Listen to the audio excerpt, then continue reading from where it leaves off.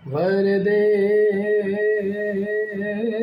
वीणा वादिनी वरदे प्रिय स्वतंत्र रव अमृत मंत्र नव भारत में भर दे वीणा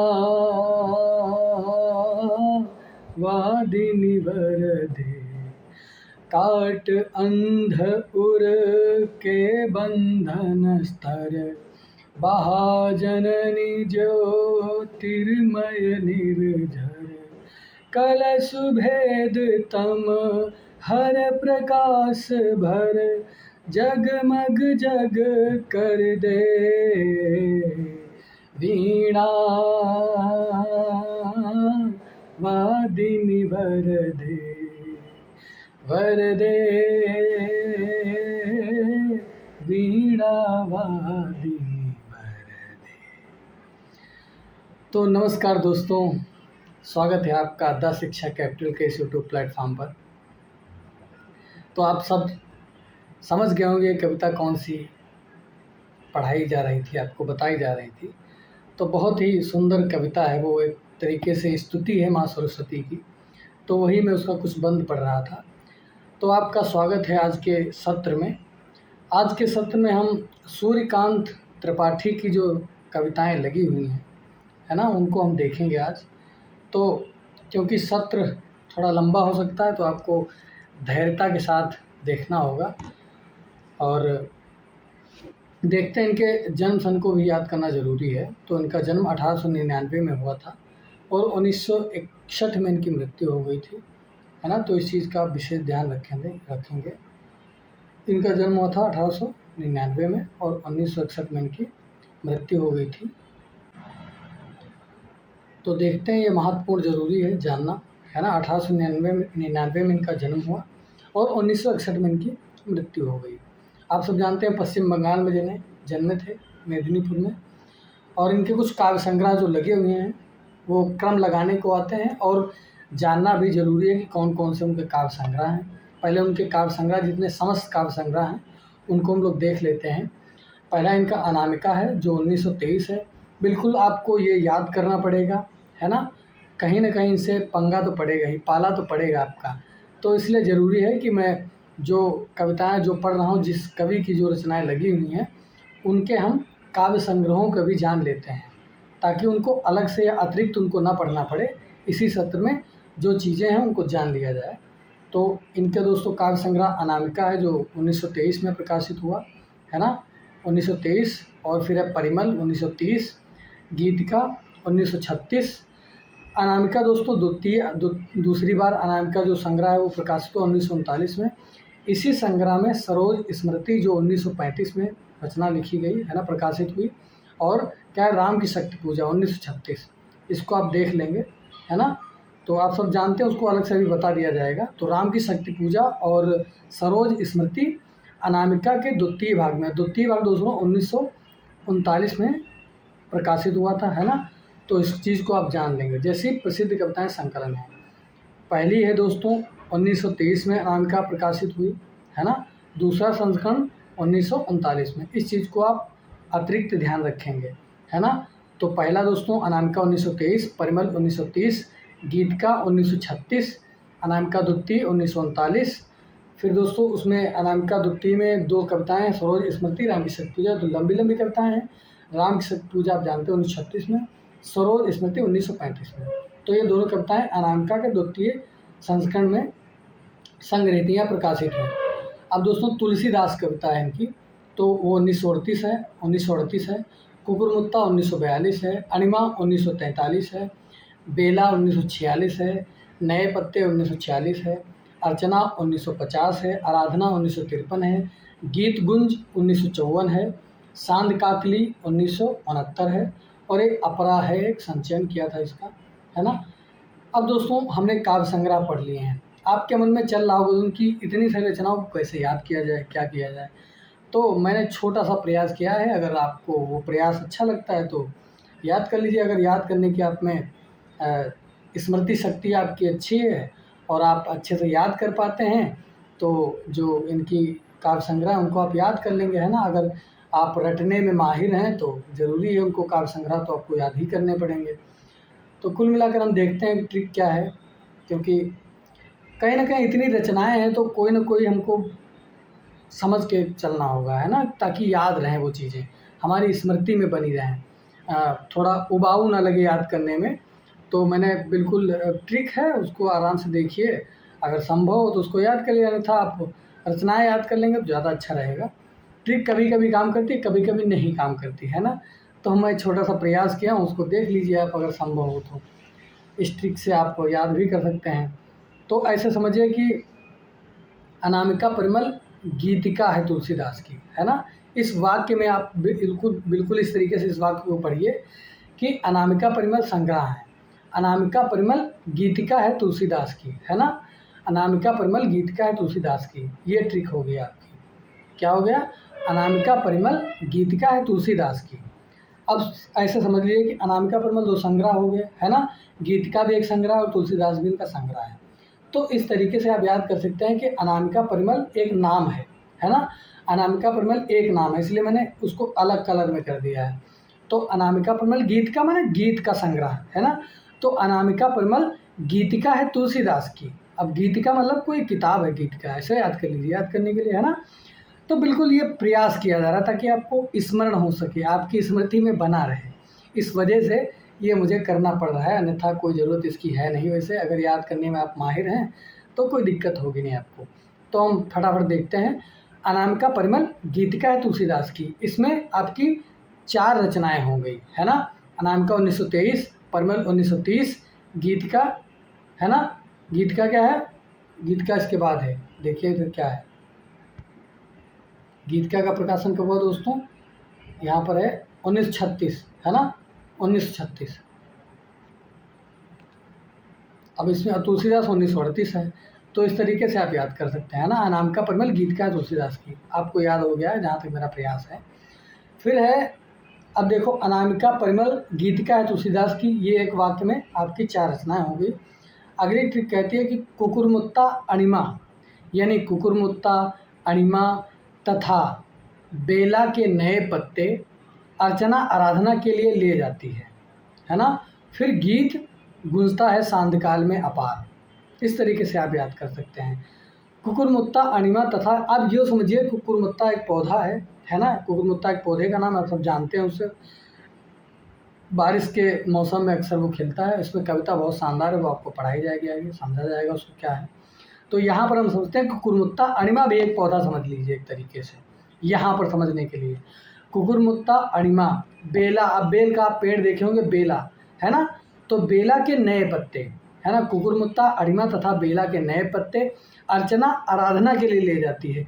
अब बेल के पत्ते यानी बेलपात्री देखे होंगे आप, तो बेल के पत्ते यानी कुकुरमुत्ता ले गई, अणिमा ले गई तथा बेल के नए पत्ते, तो नए पत्ते रचना हो जाएगी आपकी। नए पत्ते अर्चना आराधना के लिए ले जाती है। फिर गीत गूंजता है सांध्यकाल में, यानी सांध्यकाल यानी सांध्य काकल जो रचना है इनकी, और अपार यानी अपरा, है ना। तो अपार से आप याद कर लेंगे, अपार तरीके से। तो कुल मिलाकर ट्रिक बहुत समय ले लिया मैंने, इसको समझ लीजिए आसानी से। अनामिका परिमल गीतिका है तुलसीदास की, कुकुरमुत्ता अणिमा तथा बेला के नए पत्ते अर्चना आराधना के लिए ले जाती है। फिर गीत गूंजता है सांध्यकाल में अपार। बस ये ट्रिक है, आप आसानी से याद कर सकते हैं।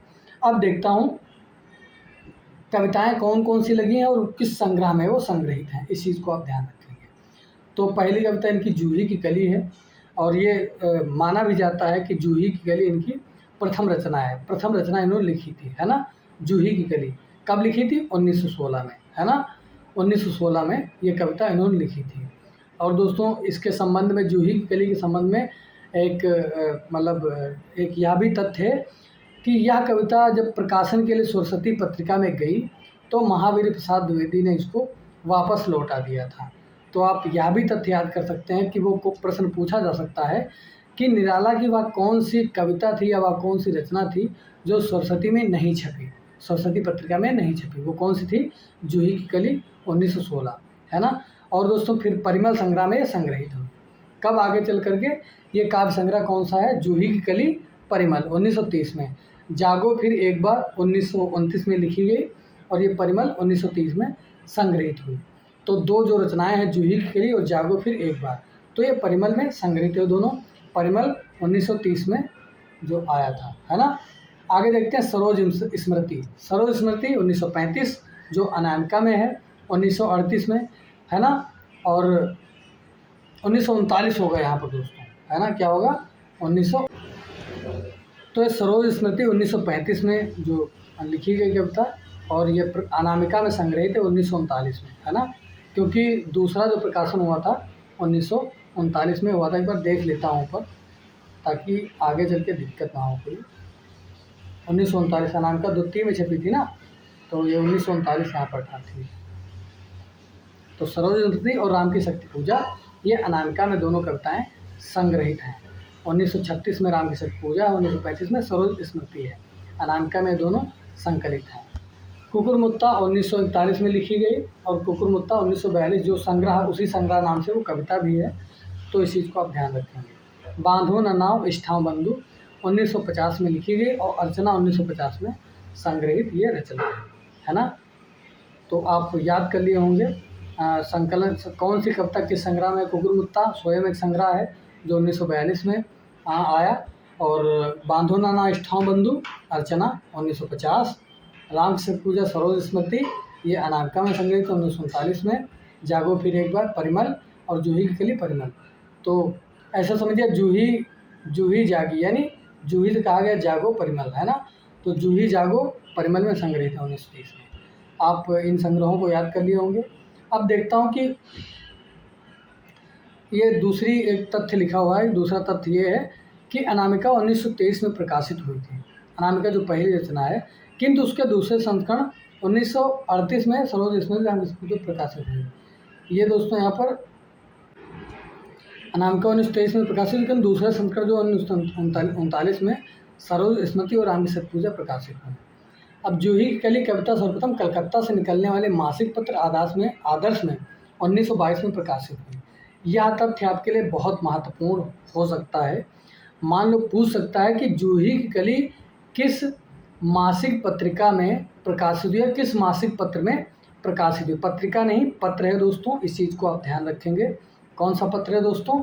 इस पत्र का नाम है जूही की कली कविता जो है वो सर्वप्रथम सबसे पहली बार कलकत्ता से निकलने वाले मासिक पत्र आदर्श में 1942 में प्रकाशित हुई। कब दोस्तों? कलकत्ता से निकलने वाला जो पत्र था, मासिक पत्र था, महीने में निकलता था, आदर्श नाम का पत्र था, 1922 में प्रकाशित हुई, है ना। तो यह तथ्य आपके लिए बेहद महत्वपूर्ण बन सकता है, इसलिए यहाँ पर मैंने रख दिया है ताकि आपको कोई असुविधा ना हो, कोई भी तथ्य कविताओं से न छूटने पाए। मैंने ये पूरी कोशिश की है ना। इस चीज़ को आप बेहद अच्छे तरीके से याद रखेंगे कि जूही की कली कविता दोस्तों जो है आदर्श पत्र में प्रकाशित हुई। कब? 1922 में। 200 मतलब 16 में लिखी गई थी, है ना। 1916 में लिखी गई थी और प्रकाशित कब हुई? 1922 में। और परिमल संग्रह में ये संग्रहित है। जूही की कली और जागो फिर एक बार आप सब जानते हैं परिमल में संग्रहित है। अब इसके कुछ मूल भाव जान लेते हैं कविता को पढ़ने से पहले। जूही की कली को नायिका के रूप में चित्रित किया गया है। बहुत छोटी सी कविता है। अब जाहिर सी बात है, कवि की पहली रचना है तो उसकी कुछ ना कुछ सार्थकता रही होगी, कोई ना कोई उसमें मनोभाव रहे होंगे। तो वो कविता है जूही की कली, है ना। उसको जान लेते हैं। जूही की कली को नायिका के रूप में चित्रित किया गया है। तो जूही की जो कली है वो नायिका की भूमिका में है, यानी कविता दोस्तों एक तरीके से प्रकृति का मानवीकरण किया गया है, यानी प्रकृति का मानवीकरण, यानी प्रकृति को एकदम जैसे हमारे तुम्हारे बीच की जो क्रियाएं होती हैं वो इस तरीके से हो रही हैं इस कविता में। तो जूही की कली को नायिका के रूप में चित्रित किया गया है जो अपने प्रेमी पवन के वियोग में तड़प रही है। अब जूही की कली नायिका है और पवन क्या है? नायक है। पवन उसका प्रेमी है। तो पवन के वियोग में तड़प रही है। पवन के दूर चले जाने से जूही की कली विरह में डूबी हुई है और अपने प्रेमी के स्वप्न में खोई रहती है।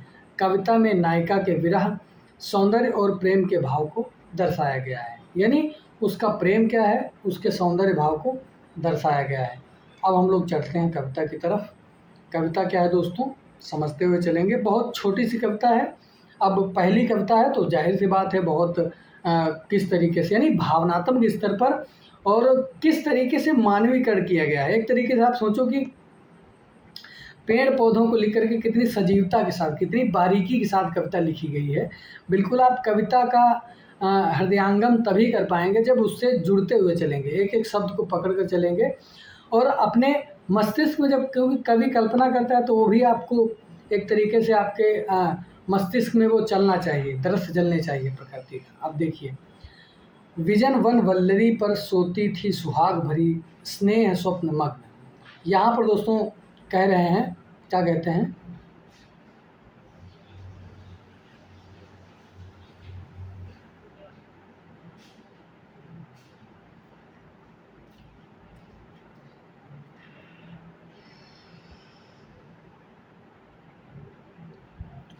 विजन वन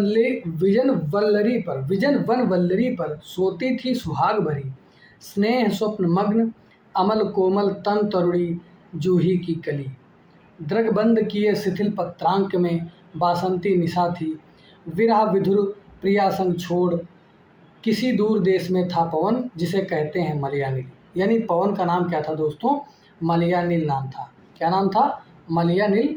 पवन जो है नायक, उसको मलयानिल भी कहते हैं।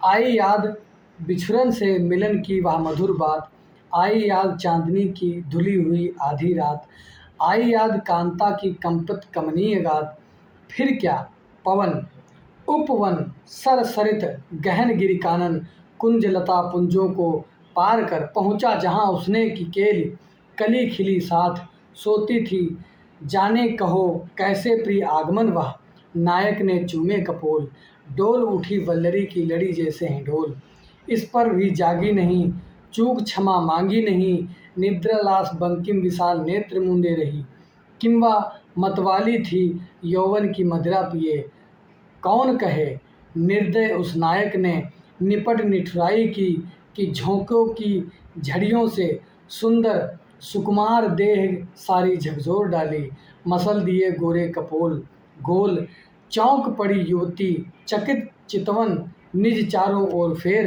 हेर प्यारे को सेज पास, नम्र मुख हंसी खिली, खेल रंग प्यारे सा। अब इसकी व्याख्या करते हुए देख लेते हैं थोड़ी सी। छोटी सी कविता है तो आपको बिल्कुल अगर व्याख्या पढ़ेंगे तो समझ में आएगा। विजन वन वल्लरी, कहते हैं विजन वन वल्लरी। विजन माने जो निर्जन है, यानी विजन जहाँ पर नर कोई नहीं, यानी कोई जन नहीं वहाँ पर, यानी निर्जन स्थान है।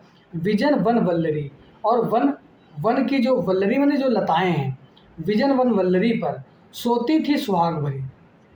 निर्जन स्थान है और वन में फैली जो लताएं हैं, वन वल्लरी पर सोती थी सुहाग भरी। अब सोती थी सुहाग भरी यानी सौभाग्य से एकदम भरी हुई है, सौभाग्यशाली है, और वो सोती थी सुहाग भरी, बिल्कुल श्रृंगार किए हुए है, क्योंकि वो उसका प्रेमी दोस्तों कहीं अंत अलग है, दूर है, लेकिन वो सुहाग से भरी है, यानी सौभाग्यवती है वह।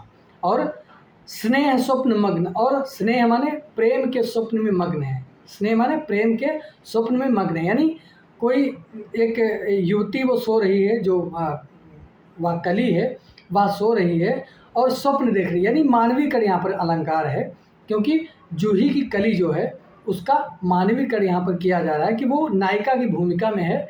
तो कहते हैं सोती थी सुहाग भरी, सौभाग्यशाली है वह, सो रही थी, स्नेह स्वप्न मग्न, और प्रेम में एकदम मग्न स्वप्न देख रही थी। अमल कोमल तनु तरुणी, अमल माने बिल्कुल, अमल माने निर्मल, यानी उज्ज्वल, बहुत सौंदर्यशाली है, सौंदर्यवान है वह। अब कली है, सफ़ेद कली है तो बिल्कुल उज्ज्वल है, उज्ज्वल, कोमल यानी मुलायम है, तनु तरुणी यानी उसका तनु कैसा है, बिल्कुल कोमल है यानी मुलायम है।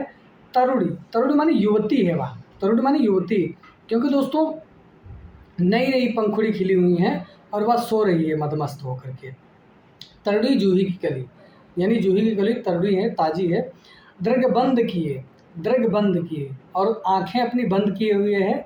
अब देखो किस तरीके से, आप समझिए नायिका आंखें बंद किए हुए है, दृग बंद किए शिथिल पत्रांक में, और शिथिल माने एकदम बिल्कुल एक बेचित होकर के, शिथिल बिल्कुल थकी हुई है ना, सो रही है एकदम निर्द्वंद भाव से, कोई उसको चिंता या नहीं, बिल्कुल क्या बोलते हैं, थकी सी, अदरक बंद किए, है ना। कोई जब नशे में जैसे लग रहा है, नशे में कोई मदमस्त होता है, पड़ा सो रहा है एकदम, है ना। तो बिल्कुल मदमस्त होगा, नशे में वो, है ना, मदमस्त है। तो शिथिल पत्रांक में, और वहाँ पत्रांक जो पत्ते हैं उन पत्तों में बैठी हुई है ना। कली है, खिली है ना, तो जो आसपास के जो पत्ते हैं तो पत्रांक में वो शिथिल एकदम बेचित होकर पड़ी हुई है। बासंती निशा थी और एकदम बसंत का मौसम था, जो हवाएं हैं वो एकदम महमहा रही थी वहाँ करके। विरह विरह मधुर विरह विधुर प्रिया संग छोड़। विरह विधुर यानी विरह में, विधुर है, परेशान है, व्याकुल है, प्रिया संग छोड़, और उसका प्रिय संग छोड़कर उसका चला गया है। किसी दूर देश में था पवन, और किसी दूर देश में वो पवन जो था वो चला गया था, जिसे कहते हैं मलया नील। जिसे क्या कहते हैं दोस्तों? मलया नील कहते हैं, है ना। मलया नील जिसे कहते हैं, पवन का नाम क्या बताया गया इसमें? मलया नील कहते हैं। आगे देखते हैं कविता का भाव क्या है। आई याद बिछुड़न से मिलन की वह मधुर बात, है ना। अब मलया नील पर्वत पर मतलब पवन गया हुआ है। अब पवन को अचानक से याद आई है। क्या याद आई है? क्योंकि वह भी प्रेम में है ना, तो वह भी अगर दूर है तो ऐसा बात तो है नहीं कि नायिका ही याद करेगी। तो नायक को भी अचानक से याद आई है, तो कहता आई याद बिछुड़न से मिलन की वह मधुर बात। यहाँ पर कुल मिलाकर नायिका ही अभी याद कर रही है, अभी नायक की भूमिका नहीं है। वह खुद याद करेगी, कहती आई याद बिछुड़न के मिलन की वह मधुर बात। जब बिछुड़ गई है तो मिलने की सारी बातें याद आ रही हैं। अब जाहिर सी बात है, जब कोई दूर होता है, दूर चला जाता है कोई अपना प्रिय स्नेही जन, तो बिछुड़ने पर उसकी याद आती है ना, कि हम वहाँ मिले थे, उससे बातें की थी। इस तरीके से आप सबको भी याद आने लगा होगा, है ना, है ना। स्मृति में वो सारे मंजर कौंधने लगे होंगे। तो आई याद बिछुड़न से मिलन की वह मधुर बात, आई याद चांदनी की घुली हुई आधी रात। आई याद चांदनी की घुली हुई आधी रात, यानी जो चांदनी रात में जो उसका मिलन हुआ था, वो सारी बातें उसको याद आने लगी हैं। आई याद कांता के कंपित कमनीय गात, और आई याद कांता माने जो उसकी प्रेमिका है, प्रेयसी है, वह कंपित कमनीय गात। कंपित उसके जब पहली बार जब पवन नायक ने उस कली को चुंबन किया था, तो उसके कंपित कमनीय गात, उससे को जो क्या बोलते हैं, गात हैं, वो कंपन कर गए थे जब प्रथम मिलन हुआ था। तो वो प्रथम मिलन है, उसको याद कर रहा है अचानक से, मतलब याद आ रही है उसको उस प्रथम मिलन की। फिर क्या पवन, फिर क्या पवन, मतलब फिर क्या हुआ पवन का? उपवन सर सरित, अब अचानक से पवन को याद आई है, यानी जो पवन नायक है उसको अचानक से याद आ गई है, उसको भी याद आई है और नायिका भी याद कर रही है ये सारी बातों को। अचानक से जब पवन को याद, फिर क्या पवन, फिर अचानक जब पवन को यह बातें, उधर नायिका भी इसी स्मृति में है और नायक को अचानक से याद आई है, यानी पवन को। तो क्या कहता है, फिर क्या पवन को क्या हुआ अचानक से? उपवन सर सरित गहन गिर कानन। उपवन यानी उपवन, सर माने जो वहाँ तालाब हैं, सरित माने जो नदियाँ हैं, गहन गिर कानन, और जो वहाँ के गहन गिर यानी जो पर्वत हैं, जंगल हैं, गिर कानन जंगल हैं, कुंज लता पुंजों को पार कर। अब जो कुंज हैं, लताएं हैं और घने घने जो पुंज, उनको पार करता हुआ पहुँचा जहाँ उसने कली खिली साथ, और वहाँ पर पहुँच गया है जहाँ पर वह कली खिली हुई है, यानी जहाँ पर वह नायिका उसकी लेटी हुई है उस पत्रांक में, सोती थी, वह सो रही थी। जाने कहो कैसे प्रिय आगमन वहाँ। अब कहती है कि मतलब जाने कहो, इस तरीके से कहते कैसे मेरा आगमन हो गया वहाँ पर। नायक ने चूमे कपूर, जाने कहो कैसे प्रिय आगमन वहाँ। एक तरीके से कह रहा है कि जाने कहो कैसे प्रिय का आगमन हुआ वहाँ पर। अब वो खुद भ्रम में भी है, अब कहता कि मैं कैसे आ गया हूँ अचानक से। नायक ने चूमे कपूर, और नायक ने चूमे कपूर, वह सोई हुई है। एक तरीके से जब कोई अचानक से आता है तो कभी कभी सोने का नाटक करती है ना, कोई भी सोने का नाटक करता है, बहाना बना रही है एक तरीके से। नायिका जानती है कि वो आया हुआ है, कि अचानक से कैसे आ गए, है ना, कि अचानक से कैसे आ गया है।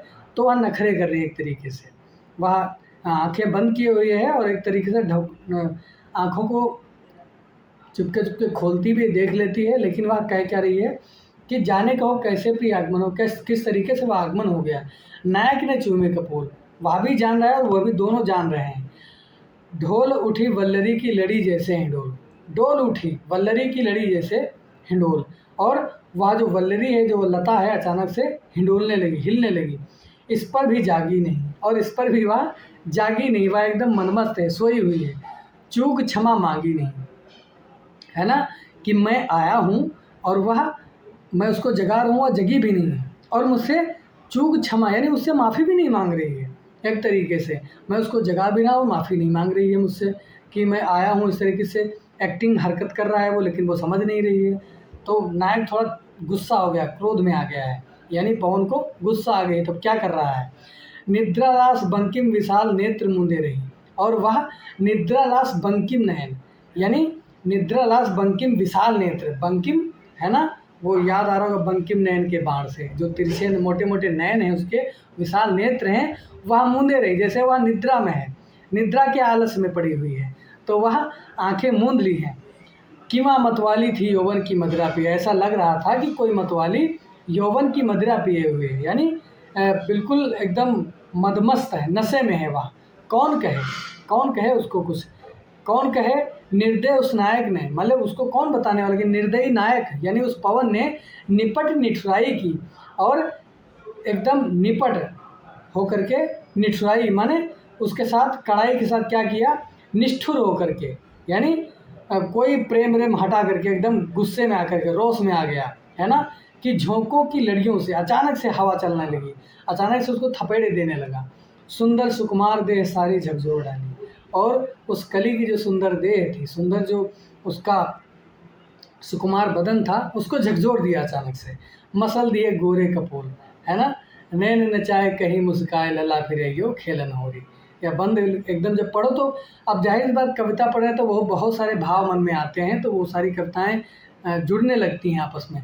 मसल दिए गोरे कपोल गोल, चौंक पड़ी युवती, और अचानक से चौंक पड़ी, है ना, कि जब कोई जगता नहीं हम एकदम चकोटी काटने लगते हैं उसको, जैसा लग रहा है बिल्कुल सोए, जब चकोटी काटोगे तभी समझ में आता है ना। मसल दिए गोरे कपोल, चौंक पड़ी युवती, और वह कली जो है अचानक से चौंक पड़ी।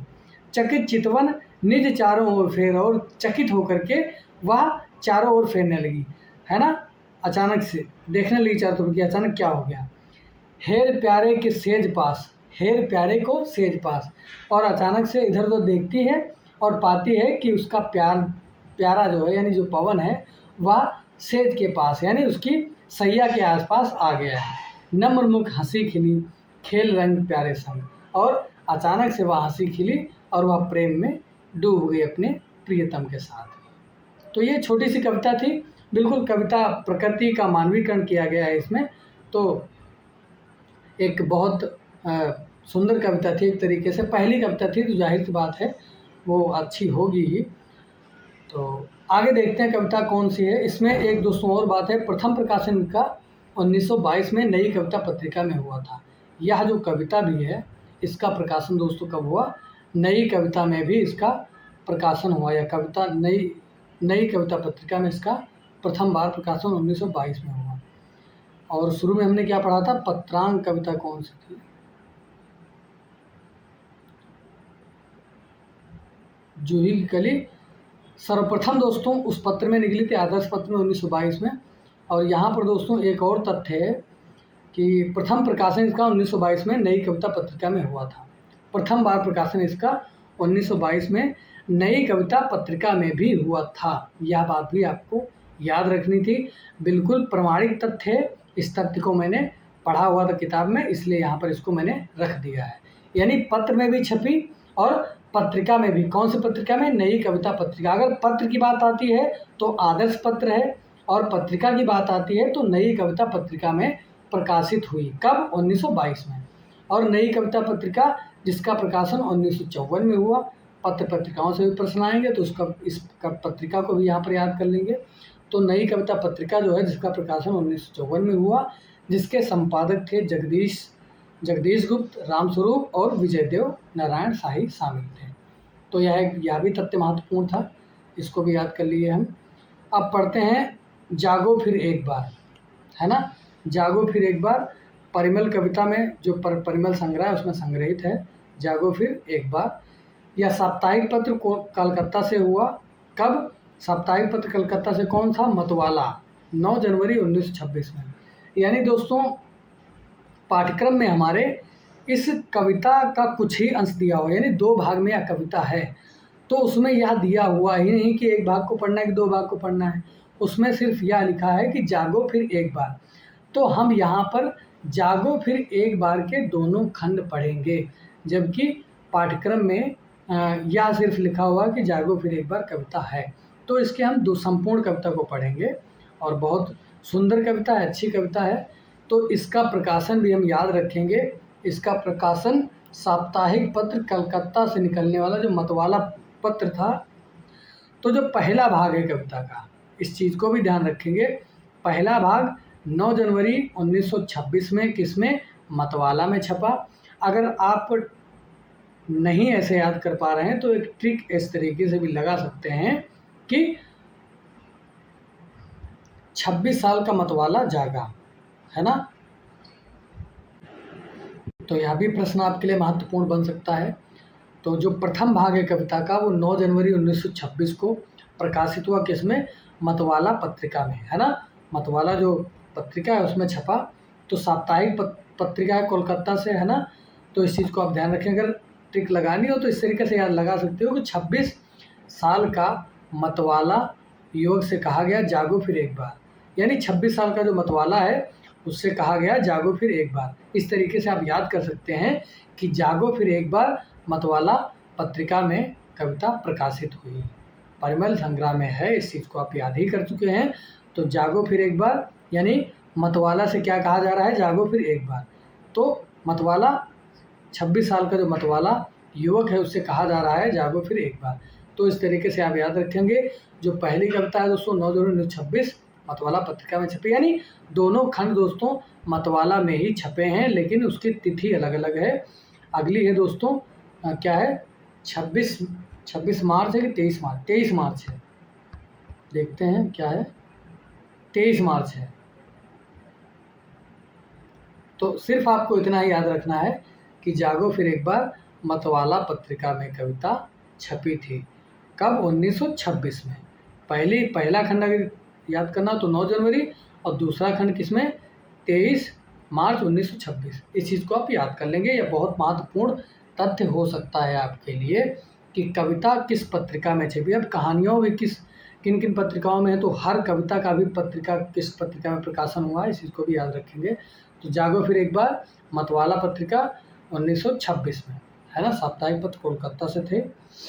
आगे देखता हूँ कविता कौन क्या है इसकी, कविता पढ़ते हैं। कविता पढ़ने से पहले हम 2-3 बातों को जान लेते हैं जो ज़रूरी बातें हैं। तो यह दोस्तों एक उद्बोधन परक कविता है ना। उद्बोधन परक कविता यानी उद्बोधन किया जा रहा है भारतवासियों से और एक तरीके से आह्वान किया जा रहा है कि जागो फिर एक बार, सबको जगाने की बात कही गई है। अब कविता दोस्तों 1926 के करीब की है, तो आपको उस परिवेश को भी याद रखना होगा। यानी परिवेश कहने का मतलब दोस्तों यह है कि देश आज़ाद होने वाला था। तो कहने का मतलब ये है 1885 में कांग्रेस की स्थापना हो चुकी है। अगर आप ऐतिहासिक पक्षों को जानते ही होंगे, तो ऐतिहासिक पक्षों को जानकर कविता की जब व्याख्या करेंगे तो बहुत सारी बातें हमारी समझ में आने लगती हैं।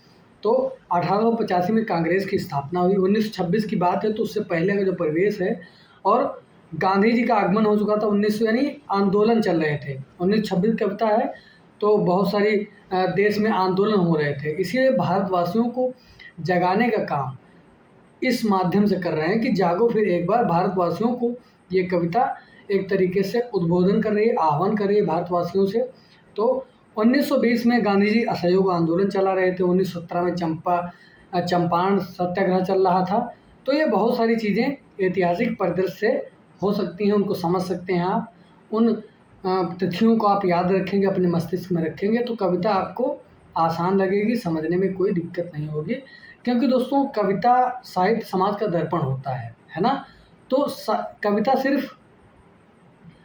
कविता में बहुत सारी बातें होती हैं, वो बहुत सारे तथ्य होते हैं। सिर्फ आनंद का विषय नहीं होता है, उसमें जो तथ्य होते हैं वह बहुत ज़रूरी होते हैं कि कविता आखिर किस लिए लिखी गई और क्यों लिखी गई थी। यह बेहद महत्वपूर्ण कविता है। तो इस चीज़ को हम जान लिए हैं कि गांधी जी के आंदोलन चल रहे थे 1920, है ना। 1920 में 1926 के बीच में मतलब आज़ादी का बिगुल बज चुका था और जहाँ तहाँ देश में आंदोलन हो रहे थे। अब कविता का पाठ हम करते हुए चलते हैं। एक तरीके से जागने का मतलब यही है कि चेतना का जगना, यानी भारतीय लोग जो हैं, भारतीय जन हैं, उनकी स्मृति है ना, उनकी जो चेतना है वो सोई सोई हुई थी एक तरीके से। उनके विचारों में कोई नए विचार नहीं थे और वो गुलामी की जंजीर में जकड़े हुए थे अंग्रेज़ों से, यानी ब्रिटिश हुकूमत से इस तरह सताए हुए थे कि उनकी बुद्धि काम नहीं कर रही थी, यानी हम लोग एकदम सोए हुए थे अचानक से। तो कवि क्या है दोस्तों, वो अपने माध्यम से बात करता है, तो वही कविता यहाँ पर है, तो हम पढ़ते हैं कविता को और उसकी व्याख्या को समझते हुए चलेंगे, है ना। तो इस चीज़ को ध्यान रखेंगे आप। जागो फिर एक बार प्यार जगाते हुए, हारे सब तारे तुम्हें, अरुण पंख तरुण किरण, खड़ी खोलती द्वार है, खड़ी खोलती है द्वार, जागो फिर एक बार। कविता का पहला जो अंश है उसको याद रखेंगे। अब हर पक्ष को कविता का समझते हुए चलते हैं। कहते हैं कि जागो फिर एक बार प्यार जगाते हुए, हारे सब तारे तुम्हें। अब यहाँ दोस्तों तारे का जो मतलब है वो स्वतंत्रता सेनानी है। क्या है दोस्तों, स्वतंत्रता सेनानी है, सेनानी है ना, स्वतंत्रता सेनानी है। प्यार जगाते हुए हारे सब तारे तुम्हें, क्योंकि दोस्तों जब आज़ादी की लड़ाई लड़ी जा रही थी तो जो तारे कहने में जो स्वतंत्रता सेनानी है, यानी प्यारे जगाते हुए, भारतवासियों को जगाते हुए, प्यार जगाते हुए, यानी भारतवासियों को प्यार से जगाते हुए, अर्थात जो देश प्रेम था उस देश प्रेम का बिगुल पूरे विश्व, समझ लो पूरे देश में बज चुका था। जहाँ तहाँ, जैसे चंपारण, उधर गांधी जी जब लौट करके आए 1915 में, तो बिहार में जो नील की खेती करने वाले थे वो पश्चिम में चंपारण हुआ है ना, तो बिहार में जाकर सत्याग्रह आंदोलन और ये सारी बहुत सारी चीज़ें शुरू हो गई थी। क्योंकि दोस्तों जगह जगह पर, कहीं पर हंगामा हो रहा है, कहीं आज़ादी को लेकर के बहुत सारे आंदोलन में जो कोई लेखक संघ थे, लेखक या जो सरकारी पदों पर थे वो अपना सरकारी पद छोड़ने लगे थे, इस्तीफा देने लगे थे, यानी आज़ादी का बिगुल बज चुका था। और प्यार जगाते हुए हारे सब तारे तुम्हें, यानी भारतवासियों को जगाते हुए तारे तुम्हें, यानी जो स्वतंत्रता सेनानी थे, है ना, स्वतंत्रता जो सेनानी थे वो जगाते हुए तुमको हार चुके थे। अरुण पंख तरुण किरण, अरुण पंख तरुण कहने का मतलब यही है कि यानी गतिशीलता, तरुण किरण है ना, जो युवापन है तुम्हारे में, शक्ति जो थी, खड़ी खोलती है द्वार, जागो फिर एक बार। अरुण माने जो सूर्य है वह अपने शक्ति तुमको प्रदान कर रहा है ना, तुम्हारे अंदर जो है शक्ति, तरुण किरण, तुम्हारे अंदर युवा शक्ति है, प्रभाव डालने की तुम में शक्ति है। खड़ी द्वार है खोलती, यानी खड़ी खोलती है द्वार। जो अरुण है, सूर्य का प्रकाश है, यानी जो तारे हैं तुम्हें, यानी प्रकृति तुमको जगा रही है एक तरीके से है, यानी प्रकृति के माध्यम से, जो प्राकृतिक प्रतिबिंब हैं उनके माध्यम से कवि कहता है कि सूर्य तुमको जगा रहा है, तुम्हारी जो शक्ति है वह प्रभाव डाल सकती है। तो खड़ी द्वार है खड़ी खोलती है द्वार, जो अरुण यानी सूर्य का जो प्रकाश है वह तुम में, युवा शक्ति है तुम में और तुम्हारे अंदर प्रभाव डालने की शक्ति है, तो खड़ी खोलती है द्वार और तुम्हारे जो मन मस्तिष्क के द्वार हैं उनको खोलने का प्रयास कर रही है। जागो फिर एक बार, यानी तुम्हारे मन के अंदर जो अंधकार है, जो तुम सोए हुए हो,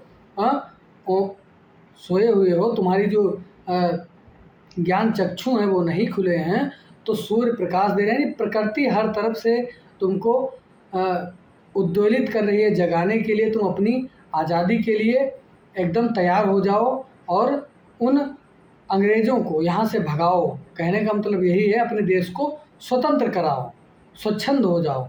तो खड़ी खोलती है द्वार, जागो फिर एक बार। आँखें अलियों सी किस मधु की गलियों में फंसी, बंद कर पाँखें पी रही हैं मधुमोन, अथवा सोई कमल कोरकों में बंद हो रहा गुंजार, जागो फिर एक बार। कहते हैं दोस्तों आँखें अलियों सी, यानी जिस तरीके से भंवरा है ना, भंवरा कलियों में विलुप्त रहता है, कलियों में खोया रहता है अचानक से। तो हम लोग विलासी जीवन में व्यस्त थे, है ना, विलासतापूर्ण जीवन जी रहे थे।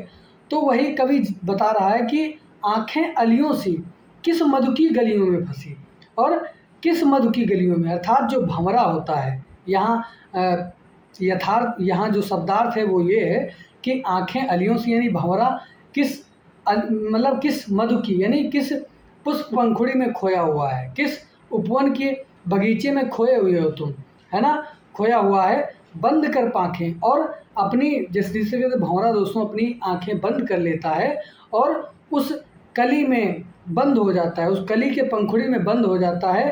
पी रही हैं मधु मौन, और वह मधुपान कर रहा है मौन करके, है ना, मौन होकर एकदम चुपचाप। देखते हैं जब भंवरा कभी उड़ता है और कली पर जब बैठता है अचानक से, तो मौन हो जाता है, और मौन होकर वह रसस्वादन करता है उस कली की जो उसमें रस निकलता है उसको रसस्वादन करता है। अथवा सोई कमल कोरुकों में, और वह उन कमल कोरुकों में यानी उन पंखड़ियों में सो जाता है। बंद हो रहा गुंजार, और अचानक से उसका गुंजार बंद हो जाता है, जागो फिर एक बार। तो कहने का मतलब यहाँ व्यंजनार्थ ये हुआ दोस्तों कि आंखें अलियों सी हैं, है भारतवासियों, तुम्हारी आंखें क्यों भंवरों के जैसी हैं, और किस मधुगलियों में, यानी किस कैसी विलासतापूर्ण जीवन तुम जी रहे हो, यानी कहाँ पर तुम भटके हुए हो। बंद कर पाखें, यानी अब तुम्हारे जो ज्ञान चक्षु हैं वो किस मद में मस्त हैं, यानी कहाँ पर तुम खोए हुए हो, और पी रही हैं मधुमौन, और तुम मौन हो, तुम कुछ बोल भी नहीं रहे हो, अपने स्वयं में लुप्त हो, स्वार्थी हो गए हो तुम, है ना। तो तुम भौतिक जीवन का विलास कर रहे हो, यानी भौतिक जीवन का उपभोग कर रहे हो, और वो सारी चीज़ें जो अंग्रेज़ तुमसे करा रहे हैं कि ये करो वो करो, वो अपनी विलासपूर्ण जीवन जीने के लिए तुमको और चीज़ें दे रहे हैं, तो उनमें तुम मस्त हो, मौन हो, कुछ कहते भी नहीं हो। तुम इतने निर्लज्ज हो गए हो कि तुम मौन होकर स्वार्थी हो गए हो, और देश की तुमको चिंता ही नहीं है कि सारी तरफ आज़ादी के सपने बुने जा रहे हैं, और तुम अपना अलग सपना बुने सो रहे हो, पता नहीं तुम कहाँ पर मस्त हो। यहाँ पर कहने का उद्देश्य यही है कि अली कली ही सौ विधो आगे कौन हवाल। जिस तरीके से राजा जयसिंह के दरबार में कवि लिखते हैं, क्या कहते हैं, अली कली ही सौ विधो आगे कौन हवाल।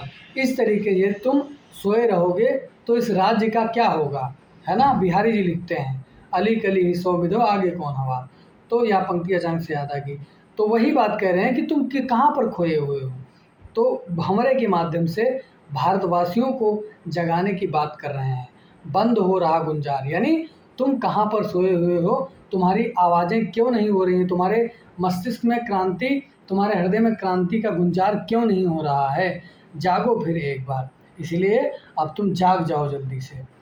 अस्ताचल चले रवि सस छवि विभावरी में, अस्ताचल चले रवि सस छवि विभावरी में, चित्तित हुई है देख यामिनी गंगा जगी, एकटक चकोर कोर दर्शन प्रिय, आशाओं भरी मौन भाषा बहुभावमयी, घेर रहा चंद्र को चाव से, शिशिर भार व्याकुल कुल, खुले हुए फूल झुके, आया कलियों में मधुर मद उर यौवन उभार, जागो फिर एक बार।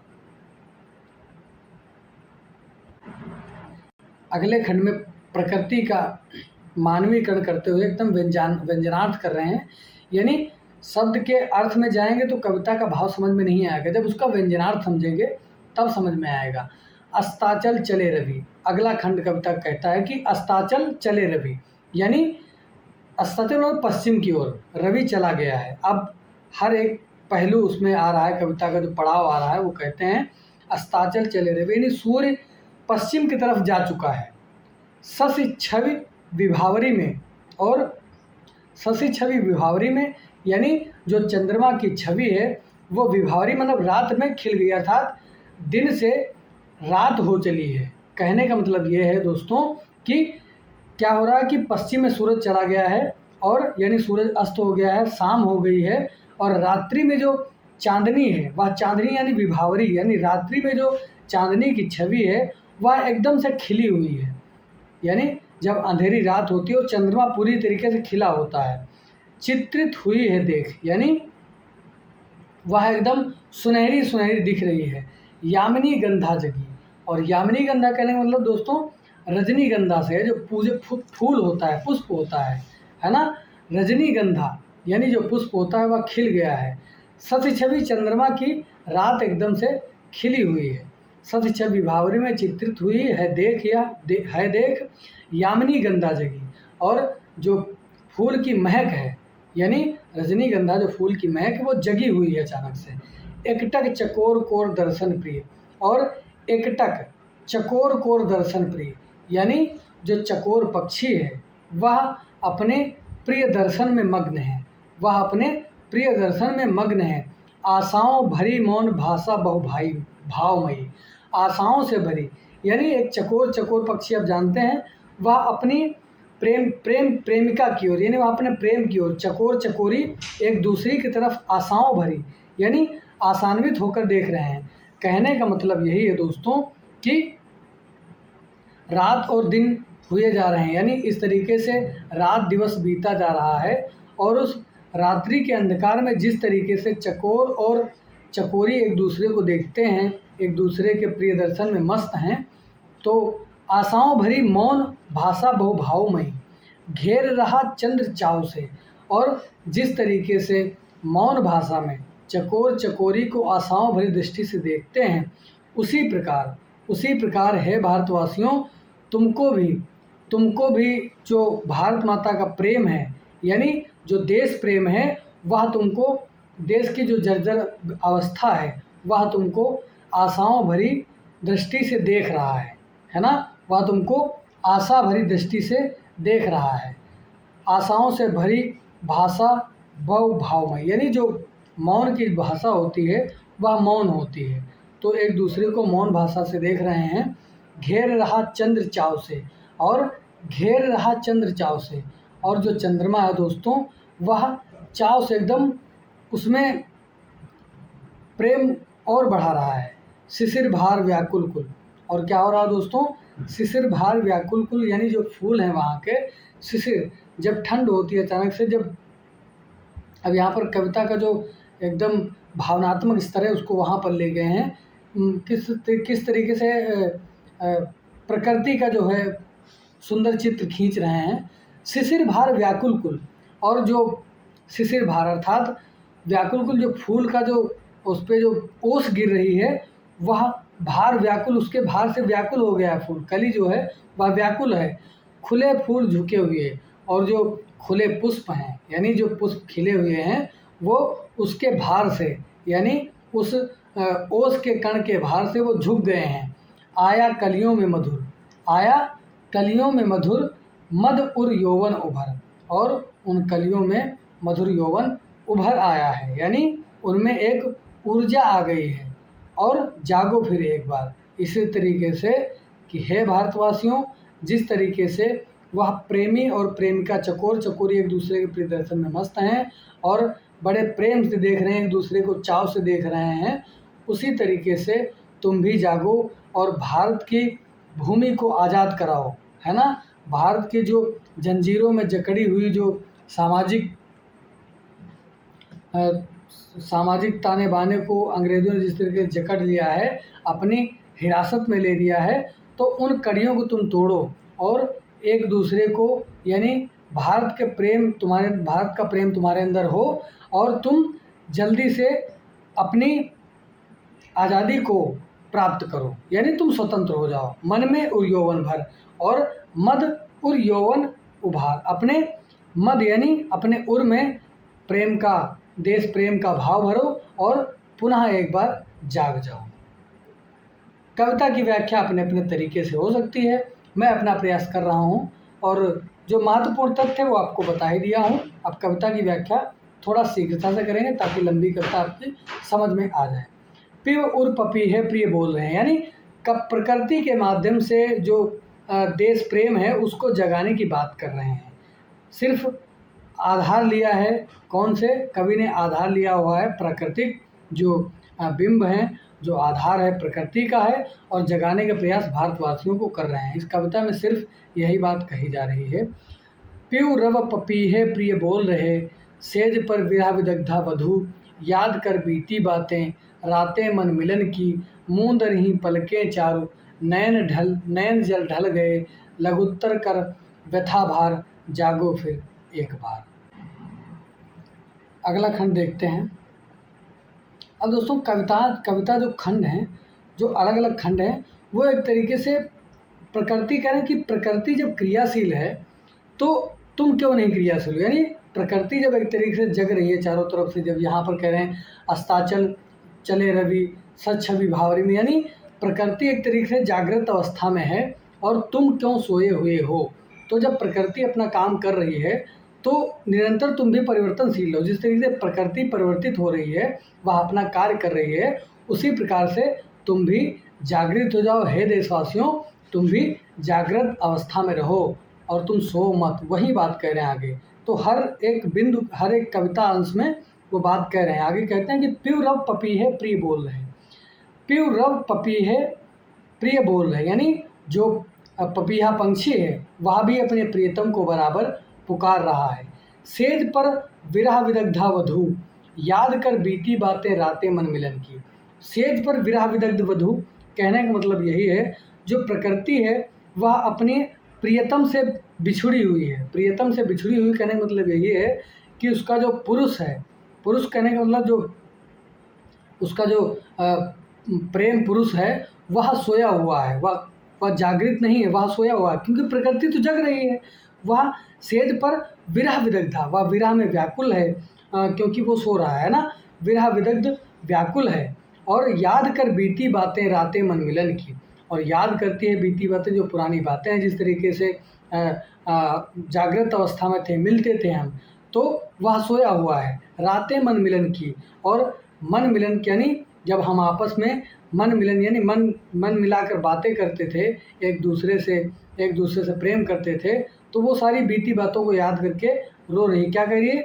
मूंद रही पलके चारों। और चार माने सुंदर। चार माने क्या होता है दोस्तों? चार माने होता है सुंदर। सुंदर यानी जो पलकें हैं, मूंद रही पलकें, वो जो सुंदर पलकें हैं उनको प्रकृति मूंद रही है, उसको ढक रही है। नयन जल ढल गए, और उसकी आंखों से क्या हुआ दोस्तों? नयन जल, उसके नयनों से आंसू की बूंदें गिरने लगी। लघुतर कर व्यथा भार, और उसके अंदर जो व्यथा का भार है, जिस तरीके से आपके अंदर जब बहुत सारे एक तरीके से आप जब रोने की अवस्था में होते हैं, जब आंसू निकल जाते हैं, तो ऐसा लगता है कुछ हल्कापन हो गया, यानी हृदय के जो गम है, दर्द है, पीड़ा है, वह कुछ हल्की महसूस होने लगती है। तो उसी प्रकार प्रकृति क्या करती है कि मूंद रही पलकें चारों, यानी प्रकृति ने अपनी आंखें मूंद ली हैं, और जब आंखें बंद किए हैं तो नयन जल ढल गए, और उसकी आंखों में जो आंसू थे वो अचानक से नीचे गिर गए। लघुतर कर व्यथा भार, और उसका जो व्यथा भार था, जो कुछ पीड़ा थी, वो थोड़ी कम हो गई। जागो फिर एक बार। तो इसके माध्यम से कवि यह कहना चाहता है कि जिस तरीके से प्रकृति क्रियाशील है, उसी प्रकार से तुम भी जागृत हो जाओ, है ना। तुम भी उस आज़ादी के प्रति लड़ो। आगे कहते हैं, आगे कविता खंड कहता है कि सहृदय समीर जैसे, एक तरीके से जुड़ी हुई चल रही कविता है। सहृदय समीर जैसे पोंछें प्रिय नयन नीर, शयन शिथिल बाहें भर स्वप्निल आवेश में, आतुर उर्वसन मुक्त कर दो, सब सुप्ति सुखोन्माद हों, छूट छूट अलस फैल जाने दो पीठ पर कल्पना से कोमल कोमल, ऋतु कुटिल प्रसार कामी केश गुच्छ। कहते हैं दोस्तों सहृदय समीर जैसे, जिस तरीके से हृदय यानी सहृदय मतलब समीर जो हवा है वह सहृदय है, वह सहृदय है। किस तरीके से सहृदय है? पोंछे प्रिय नयन नीर, और अपने प्रिय के नयन नीर, जो उसकी आंखों में आंसू आ रहे थे, नयन नीर है ना, पोंछे प्रिय, अपने प्रिय के जो आंसू है वो पोंछ रही है। उसी प्रकार हे भारतवासियों, तुम भी अपने को सहृदय करो, तुम में भी हृदय प्रेम आए, देश प्रेम आए, तुम्हारे अंदर भी देश प्रेम की भावना जगे, और अपने प्रिय अर्थात अपने प्रिय जो तुम्हारे स्नेही जन हैं, जो तुम्हारे देश में जो वंचित वर्ग है, उन सबको नयन नीर यानी उनके भी आंसुओं को तुम पोषो। जिस तरीके से प्रकृति अपनी क्रियाशीलता कर रही है उसी प्रकार तुम भी अब क्रियाशील हो जाओ। इसीलिए बार बार जागने का आह्वान किया जा रहा है ना, जागने का आह्वान किया जा रहा है। कहते हैं सहृदय समीर जैसे पोंछे प्रिय नयन नीर, शयन शिथिल बाहें भर स्वप्निल आवेश में। तो कहते हैं सहृदय समीर जैसे अपने प्रियतम के नयन नीर पूछता है। नयन नीर यहाँ पर छेकान प्रास अलंकार है। पोंछे प्रिय यहाँ पर वही अलंकार आ गया है। तो शयन शिथिल कई कई जो शब्द हैं उनमें अलंकारों की बात हो रही है। तो सहृदय समीर जैसे पोंछे प्रिय नयन नीर, शयन शिथिल बाहें, और जब तुम सोते हो तो शिथिल बाहें, तुम सोए हुए हो, तुम्हारी शिथिल बाहें हैं। अर्थात कहने का मतलब ये है कि तुम निष्क्रिय हो गए हो, यानी हे देशवासियों तुम निष्क्रिय अवस्था में पहुंच चुके हो, तुम सोए हुए हो। शयन शिथिल बाहें, तुम इस तरीके से सोए हुए, जब आदमी सोता है तो इसका बेचित हो जाता है, उसकी ऊर्जा है वह एकदम शिथिल हो जाती है, धीमी पड़ जाती है। तो शयन शिथिल बाहें भर स्वप्निल आवेश में, तो तुम उस नींद को त्यागो और भर स्वप्निल आवेश में, और अपने अंदर नए नए स्वप्न बुनो, नए नए सपने देखो आज़ादी के, है ना, आवेश में। और आवेश में मतलब एकदम से आ जाओ, अपनी जागृत अवस्था में आ जाओ तुम, है ना, अब सो मत, तुम जागृत हो जाओ। आतुर और वसन मुक्त कर दो। और आतुर और वसन मुक्त करने का मतलब दोस्तों यह है कि तुम आतुर हो जाओ अपनी आज़ादी को पाने के लिए, अपनी स्वतंत्रता को पाने के लिए तुम अब आतुर हो जाओ, यानी जाग जाओ। उर्वसन मुक्त कर दो। और उर्वसन कहने का मतलब तुम्हारा जो हृदय है, वसन माने जो बंधन है, जो तुम्हारे हृदय के बंधन हैं, जो हृदय की रूढ़ियाँ हैं, है ना, उनको तुम तोड़ो, उनको छोड़ो, मुक्त कर दो, यानी हृदय को मुक्त अवस्था में लाओ।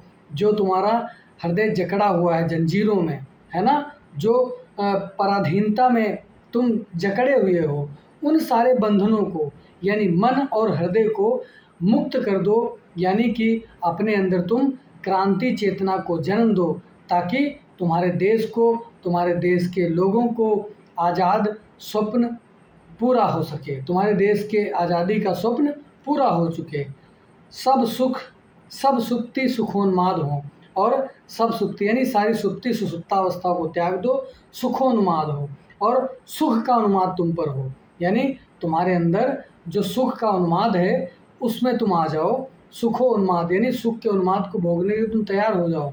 सब सुप्ति, सारी सुप्ति को त्याग दो। छूट छूट अलस, और छूट छूट अलस करने को यानी आलस को तुम बिल्कुल से छोड़ दो। जो छोटा भी आलस तुम कर रहे हो उस आलस को तुम छोड़ दो। फैल जाने दो पीठ पर कल्पना से कोमन, रित कुटिल प्रसार कामी केश गुच्छ। कहते हैं कि फैल जाने दो पीठ पर। अब फैल जाने दो पीठ पर, जो फैल जाने दो पीठ पर कहने का मतलब दोस्तों यह है कि छूट छूट अलस, यानी जो छूट फैले हुए हैं तुम्हारे केस जो हैं, है ना, पीठ पर कल्पना से कोमल, और जो तुम्हारे कल्पना से कोमल हैं, यानी कल्पना जो तुम्हारे अंदर जो सपने देखते हो तुम, ऋजु कुटिल प्रसार कामी, जो तुम्हारे केस हैं वह कुछ तो टेढ़े भी हैं कुछ सीधे भी हैं। तो तुम्हारे जो केस हैं लंबे, अर्थात जो तुम्हारे मन को कल्पना से कोमल यानी कल्पना को बांधने वाली जो चीज़ें हैं तुम्हारे अंदर, कुटिल यानी जो बंधन है, तुम्हारे कुटिल जो बंधन है, प्रसार कामी केश गुच्छ, उनको तुम खोल दो, एकदम से उनको स्वतंत्र कर दो। तो तुम अच्छे से आज़ादी के स्वप्न को बुनो और अपने देश को स्वतंत्र कराओ। तन मन थक जाएं, यानी तन मन तुम्हारा थक जाए, मृदु सुरभ सी समीर में, मृदु सुरभ सी समीर में, यानी इस तरीके से तुम मेहनत करो, यानी कि तुम्हारे अंदर ऊर्जा आए, इस तरीके से तन मन थक जाएं, यानी जिस तरीके से जब कोई मनुष्य कार्य करता है बहुत अच्छे से तन्मयता के साथ, तो जब उसका तन मन थक जाता है, मन मृदु सुरभ सी समीर में, और वहाँ का उसका वातावरण कैसा हो जाता है, मृदु सरभ यानी सुंदर सुखद आनंद की अनुभूति होती है। उसी तरीके से जब तुम इन सारे बंधनों से मुक्त हो जाओगे तो तुम्हारा तन मन एकदम से, जब मेहनत करोगे, जब आज़ादी के स्वप्न को अच्छे से बनोगे, पूरी ताकत से यदि तुम लड़ोगे, तो तुम्हारा तन मन थक जाएगा और सर्व समीर में सुगंध आएगी, महक आएगी। बुद्धि बुद्धि में हो लीन। बुद्धि बुद्धि में लीन कहने का मतलब यही है, तुम चेतना युक्त हो जाओ, यानी अपनी चेतना से तुम जागृत हो जाओ। अब प्राकृतिक परिवेश से कैसे बातें कर रहा है कवि कि तन मन थक जाए, तन मन थक जाए, यानी इस आज़ादी को, स्वप्न को बुनने के लिए, इस आज़ादी की लड़ाई में तुम्हारा तन मन भले ही थक जाए, है ना, तुम भले ही तुम कट छट जाओ, लेकिन तुमको बराबर अपने स्वतंत्रता को प्राप्त करने के लिए तुम चाहे कितना भी तुमको दुश्वारियाँ हैं, कितना भी तुम्हें कष्ट आए, तन मन थक जाए, तुम्हारा तन मन भले ही थक जाए, मृदु सुरभ समीर में, और जब तुम थक जाओगे तो मृदु सुरभ समीर में, जब तुम उस देश की आज़ादी की लड़ाई में तुम जब मृदु सरभ समीर में और मंद मंद जब हवा बहेगी तो बुद्धि बुद्धि में हो लीन। बुद्धि बुद्धि में कहने का मतलब यही है कि विचारों में जब विचार मिलेंगे लोगों के, बुद्धि बुद्धि में यानी हर तरीके की लड़ाई लड़ी जा रही थी, बौद्धिक स्तर पर यानी वैचारिक स्तर पर भी और भावनात्मक स्तर से भी, तो हर तरीके से तुम लड़ो। जब तन मन थक जाएंगे, तन मन थक जाए भले ही तुम्हारा, लेकिन तुम इस लड़ाई में अपने आप को झोंक दो, इस आज़ादी में स्वयं को त्याग दो, यानी त्याग समर्पण की भावना को लेकर के इस देश की स्वतंत्रता के लिए आप लगे रहो, है ना, यानी कि उस युद्ध में शामिल हो जाओ। कहाँ कहाँ से? बुद्धि बुद्धि में हो लीन। बुद्धि बुद्धि में कहने का मतलब यही है कि जिस तरीके से हर क्षेत्र में, यानी हर क्षेत्र में जो कि आज़ादी का बिगुल इस तरीके से बजाओ कि सारे देश में जिस तरीके से हवाओं के माध्यम से, यानी सुरभ समीर में, यानी हवाओं में, अर्थात जगह जगह पर यह बात सारे युवाओं में फैल जाए, सारे देशवासियों में यह बात फैल जाए, है ना, कि हमको आज़ादी की लड़ाई में हम सबको एक रहना है, हम सबको लड़ना है एक तरीके से। तो वही कह रहे हैं मृदु सरभ समीर में, यानी हवाओं में, अर्थात हर नगर, हर गांव में बात ये पहुंचनी चाहिए। हो गई है पीर पर्वत सी पिघलनी चाहिए, इस हिमालय से कोई गंगा निकलनी चाहिए। सिर्फ हंगामा खड़ा करना मेरा मकसद नहीं, मेरी कोशिश है कि ये सूरत बदलनी चाहिए।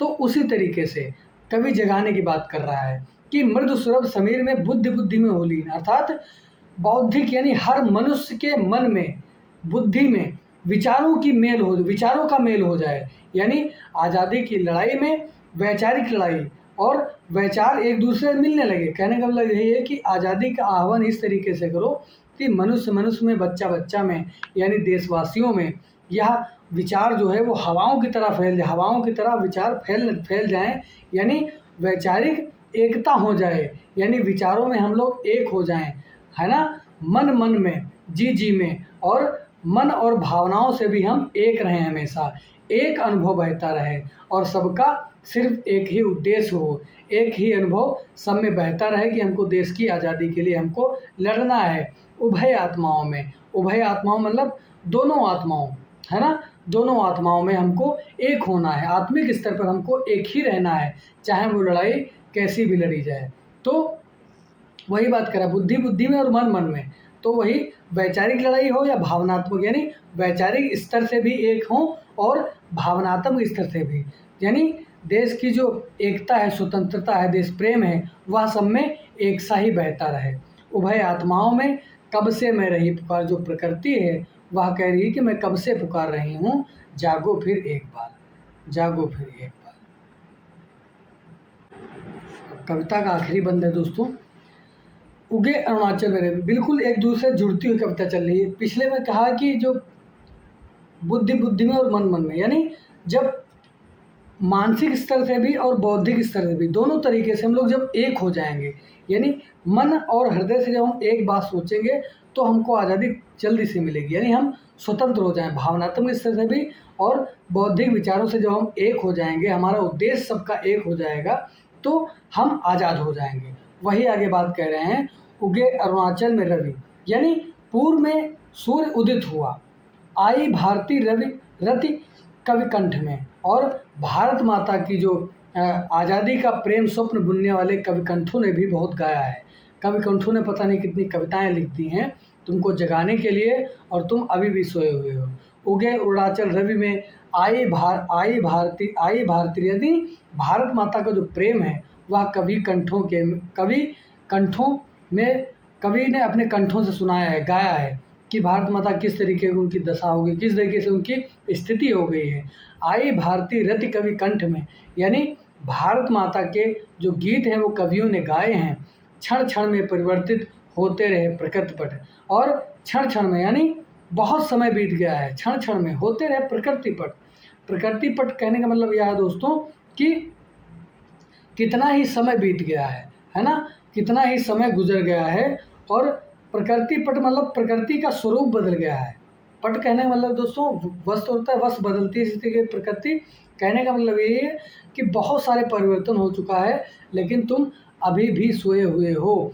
देश में किस तरीके की कंपनियां खड़ी हो रही थी और किस तरीके से देश को जंजीरों में जकड़ा जा रहा था, वही कह रहे हैं क्षण क्षण में परिवर्तित, पल पल में परिवर्तित हो रहा है, हो रहे हैं प्रकृति पट।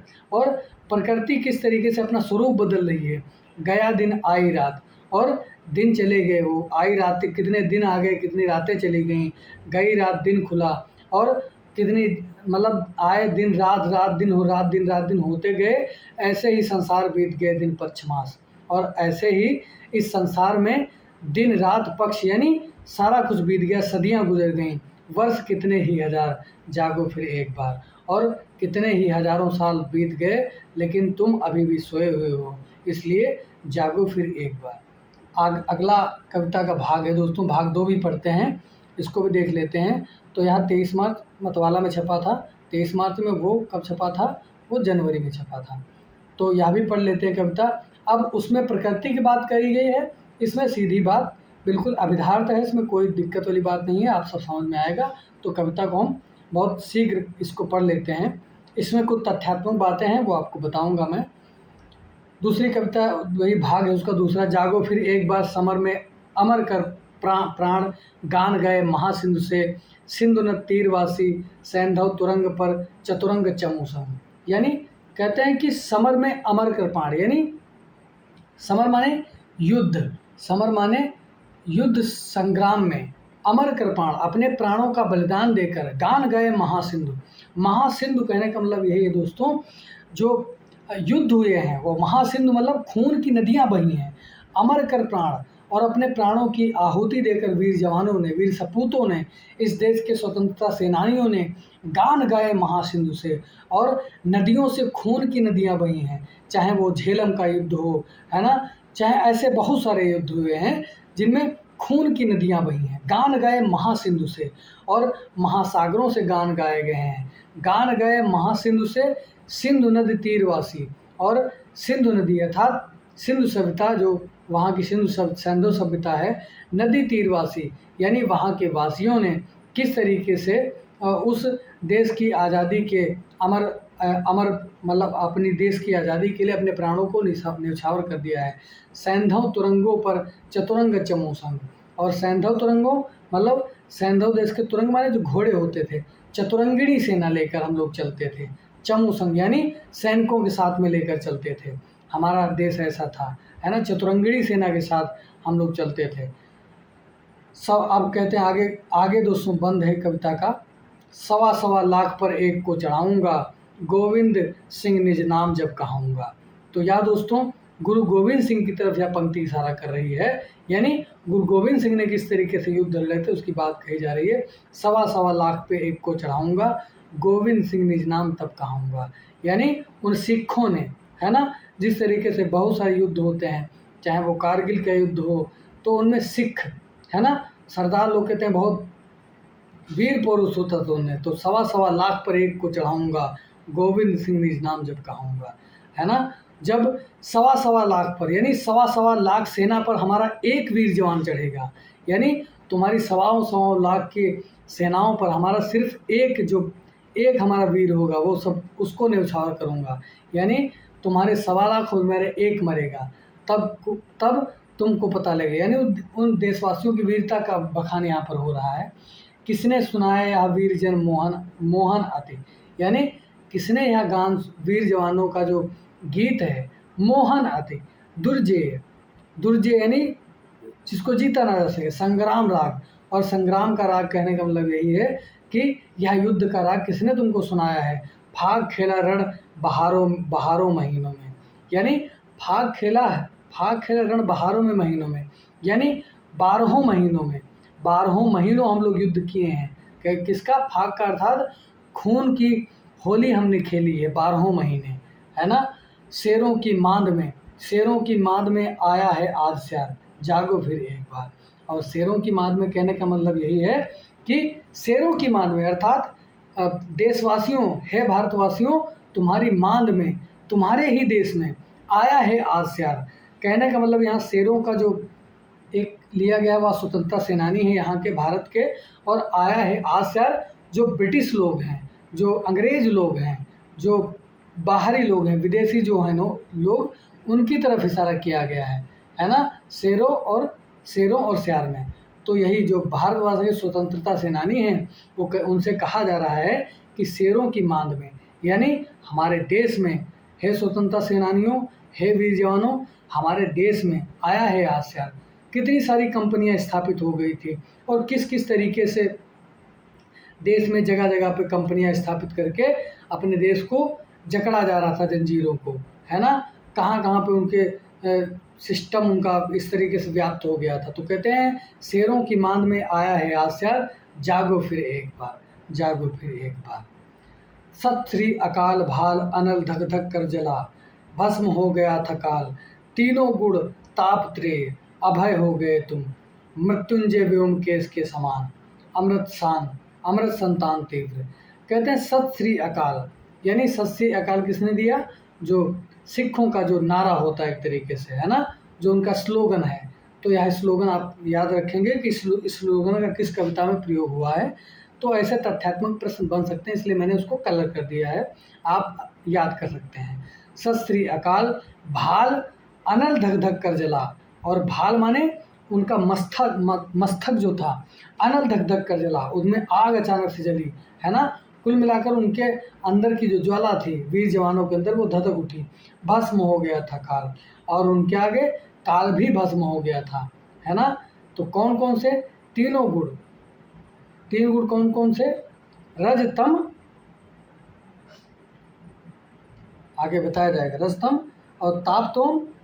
तापत्रय दोस्तों कौन कौन से होते हैं?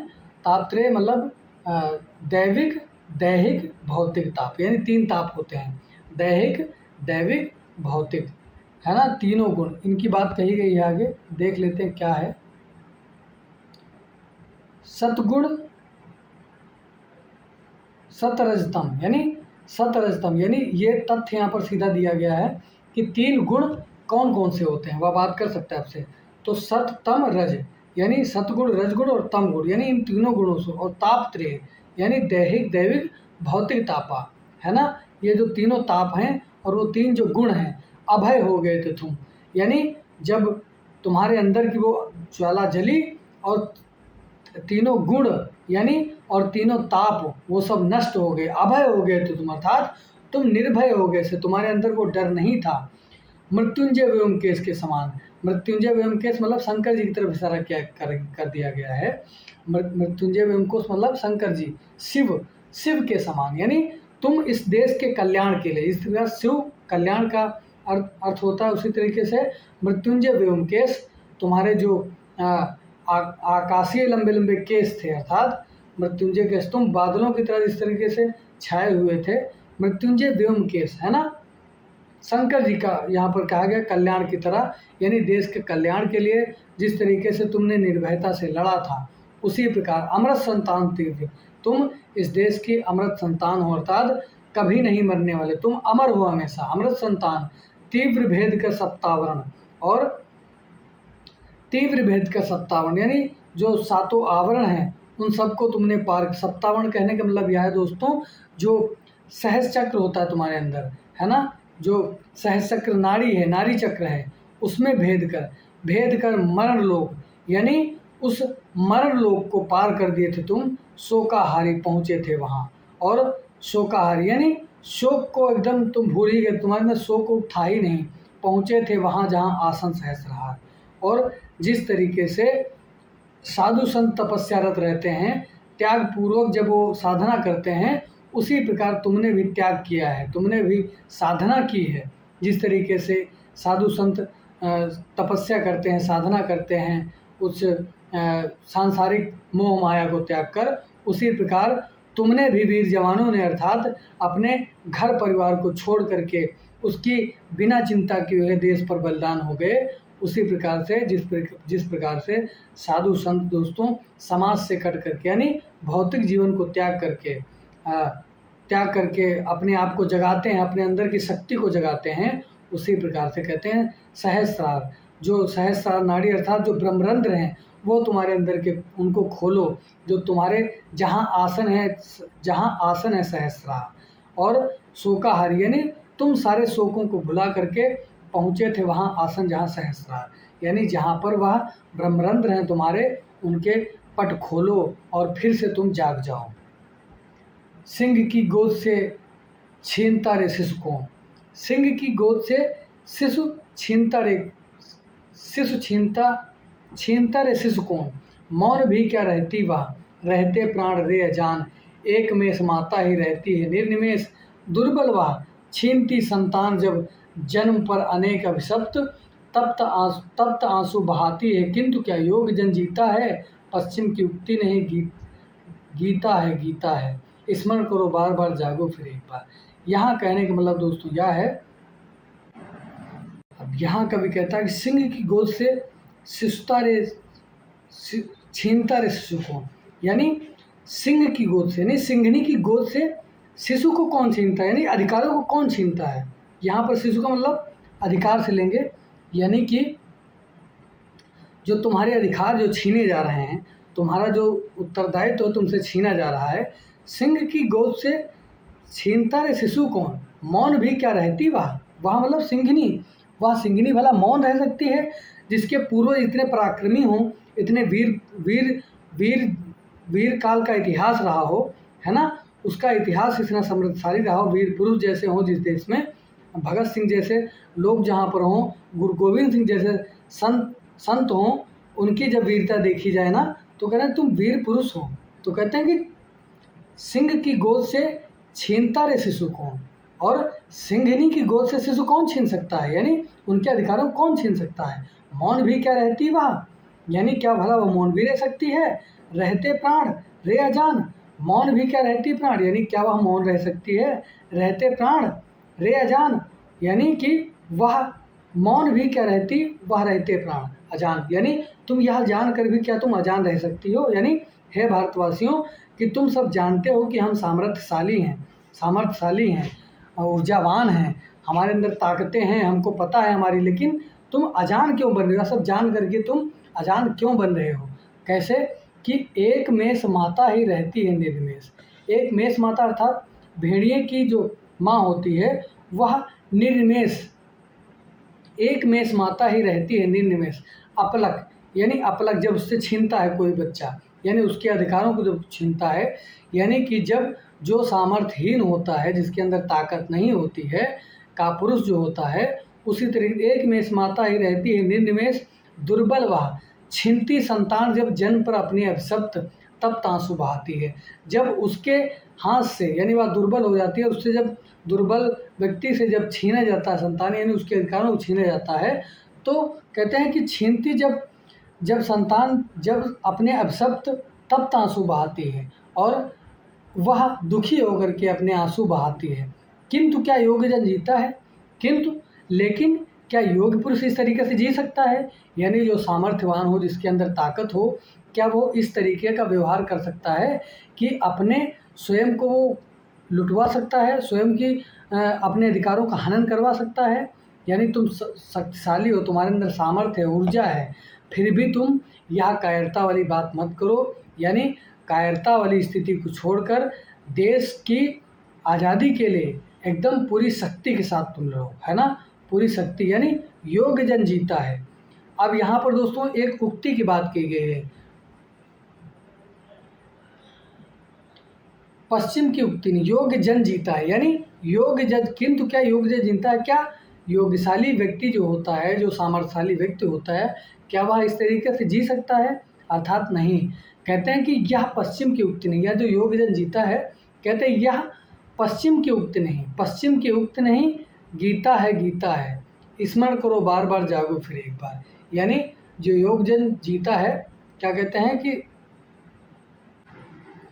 यहाँ पर दोस्तों जो पश्चिम की उक्ति बात कहेगी, योग्य जन जीता है, अर्थात हर्बर्ट स्पेंसर जो पश्चिम के दार्शनिक है वो एक सिद्धांत लेकर आते हैं, सर्वाइवल ऑफ द फिटेस्ट, यानी जो शक्तिशाली व्यक्ति होता है, जो योग्य व्यक्ति होता है, वह कठिन परिस्थिति में भी जीवित रहता है, यानी वह कठिन से जिसके पास शक्ति होती है उसी के पास सब कुछ होता है। कहने का मतलब यही है, सर्वाइवल ऑफ द फिटेस्ट।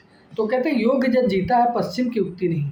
यह पश्चिम की उक्ति नहीं है कि जो जिसके पास शक्ति होती है, वह हमारे ग्रंथों में भी पहले से ही व्याप्त है, पहले से उनमें लिखा गया है, गीता है स्मरण करो बार बार, जागो फिर एक बार। यानी यह उक्ति पश्चिम की देन नहीं है, यह तो मेरे गीत ग्रंथों में, यानी जो हमारी गीता है उस ग्रंथ में भी यह बात पहले से लिखी हुई है, पहले से बताई गई है। इसीलिए गीता का स्मरण करो, यदा यदा हि धर्मस्य ग्लानिर्भवति भारत धर्म संस्थापनार्थं संभवामि युगे युगे। इस तरीके से गीता उपदेश देती है धर्म की संस्थापना, यानी धर्म की स्थापना के लिए तुम युद्ध करो, लड़ जाओ सबसे। पशु नहीं वीर तुम, समर सूर क्रूर नहीं, यानी पशु नहीं कहने का मतलब यही है दोस्तों, तुम हिंसक नहीं हो, वीर हो तुम, यानी तुम्हारे अंदर वीरता है, तुम क्रोध नहीं है तुम्हारे अंदर, यानी वीर हो। यानी जब तुम पर कोई आक्रमण करता है तुम तभी आक्रमण करते हो, जिस तरीके से, है ना। अब पशु नहीं कहने का मतलब ये है कि तुम क्रूर नहीं, तुम बर्बर नहीं हो, तुम सभ्य हो, तुम्हारे अंदर बुद्धि है, तुम वीर हो, स्वाभिमानी हो, तुम्हारे अंदर स्वाभिमान है ना, तुम्हारे अंदर स्वाभिमान है देश के प्रति। समर सूर क्रूर नहीं, और समर में सूर वीरों की तरह लड़ते हो, तुम क्रूर नहीं हो, अहिंसक नहीं हो, यानी पहले से ही तुम हिंसा नहीं करते हो। जब तुम पर कोई आक्रमण करता है तभी तुम उसको जवाब करते हो, है ना, उसको तभी जवाब देते हो। तो इसीलिए कहते हैं भारतवासियों, यानी याद भी दिलाते हैं, जिस तरीके से महात्मा गांधी ने कहा था अहिंसो परमा धर्मा। लेकिन दो तरफ में चल रही थी लड़ाइयाँ, एक तो कहते थे कि आज़ादी हम क्रांति से लेंगे, एक तरफ कहते थे हम अहिंसा नहीं करेंगे, यानी हिंसा नहीं करेंगे। तो दोनों बातों के आगे निचोड़ है कि तुम पशु नहीं हो तुम, अर्थात तुम क्रूर नहीं हो, वीर पुरुष हो, स्वाभिमानी हो, समर शुरू हो, तुम सूरवीर हो, क्रूर नहीं हो, क्रोधित नहीं होते हो, ऐसे काल चक्र में दबे हो, काल चक्र में यानी समय के चक्र में तुम दबाए गए हो। आज तुम राजकुंवर समर सरताज, और आज तुम राजकुंवर हो, यानी तुम आज राजकुमार हो, समर सरताज, तुम्हारे युद्ध का सरताज तुम पे चढ़ने वाला है। पर क्या है, सब माया है, सब माया है, और यह सब क्या है, आज तुम राजकुमार। आगे कवि लिखते हैं कि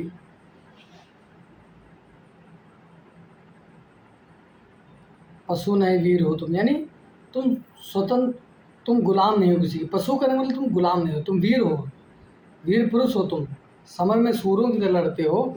आगे लिखते हैं यहाँ पर कि आज तुम राजकुमार समर सरताज, यानी आज तुम उस युद्ध में समर के सरताज तुम्हारे सर पे हो सकता है, समर के सरताज यानी युद्ध का सरताज तुम्हारे माथे पर चढ़ने वाला है। पर क्या है, लेकिन होता क्या है, सब माया है, सब माया है। लेकिन जो तुम्हारे अंदर जो अंधकार की पट्टी तुम पे लगी हुई है, उसको तुम मुक्त हो सदा ही तुम, उससे तुम मुक्त हो जाओ। बाधा विहीन बंद छंद जो, बाधा विहीन बंद छंद जो, जिस तरीके से बाधा विहीन मतलब जो बाधा है उससे मुक्त हो जाओ तुम। बंद छंद जो, जिस तरीके से कविता छंद मुक्त हो गई है, यानी उन बंधनों से मुक्त हो गई। निराला कविता लिखते हैं, है ना, कि वो मुक्त कविता के जो जनक माने जाते हैं एक तरीके से, यानी कविता जो बंधनों से मुक्त है। उसी प्रकार से जिस तरीके से कविता को आज़ादी दी गई है, कविता में कोई बंधन नहीं है, उसी प्रकार से तुम भी समस्त बंधनों को तोड़ दो, सारे बंधनों को त्याग दो। डूबे आनंद में सच्चिदानंद रूप, और डूबे आनंद में, उस आनंद में, किस आनंद में, सच्चिदानंद रूप, यानी सत्य चित्त और आनंद, यानी सत्य के मार्ग पर, और चित्त मतलब आत्मा से, और आनंद मतलब जब सत्य और चित्त, यानी जब आत्मा और तुम्हारा सत्य जो है वह आनंद के रूप में परिणित हो जाएगा, तो तुम आनंद में हमेशा मग्न हो जाओगे। यानी देश की स्वतंत्रता जब तुमको मिल जाएगी तो तुमको सारे सुख, यानी तुम सच्चिदानंद स्वरूप हो जाओगे। अब सच्चिदानंद स्वरूप क्या कहता है, सच्चिदानंद कहाँ से मिला, ये बता रहे हैं कि किसकी देन है ये सच्चिदानंद की। तो महामंत्र ऋषियों का जो जो ये सच्चिदानंद रूप है वो कैसे पाओगे, महामंत्र ऋषियों का, हमारे ऋषियों मुनियों में, यानी वैदिक जो सभ्यता का जो एक युग रहा है, स्वर्ण युग रहा है, उसके बारे में बात करें। जो भारतीय संस्कृति की हमें पहचान कराई जा रही है कि भारत की संस्कृति क्या है ना, कि विश्व गुरु है, एक तरीके से विश्व गुरु था हमारा देश, है ना। तो वही बात बताइए, महामंत्र ऋषियों का, कितने ऋषियों ने त्याग किया, बलिदान दिया है इस देश के लिए, है ना। महर्षि